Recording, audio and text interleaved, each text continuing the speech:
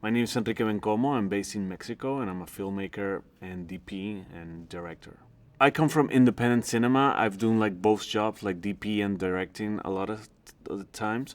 So I would say that at least 15 years, 14 years doing it. I always done like little short films with my brother, but once I read Film Without a Crew by Robert Rodriguez, I said, okay, I'm going to do a film. And I actually did a film with a little small Canon camera, and it was. I actually went to festivals. I think it was a pretty good turnout for the circumstances, and yeah, that's how I got into filmmaking. Right now, I shoot like every kind of project. Like for example, I was shooting a docu-series on food. Then I was shooting a horror series.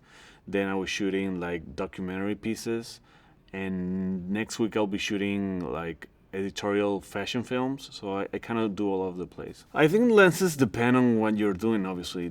Like it's a tool for every kind of job, specifically the Tokinas. I think what I love about the Tokinas is there's a lot of great range of what I do. So I have the Vista ones that I use for like more, if you can say, I hate the word cinematic, and I have the zooms, the 25-75, the 50-35, 135.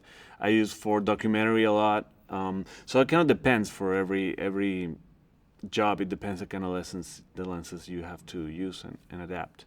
What I like about the Tokina zooms is that they're not like this kind of particular lens that you see. Oh, that's this lens, because it doesn't have like this bokeh or this flare that is very representative. So it's kind of a, once you don't notice perfectly, I think it's better. It's like Roger Deakins says, like if you notice the cinematography, it's something wrong with the job because they didn't do the job right.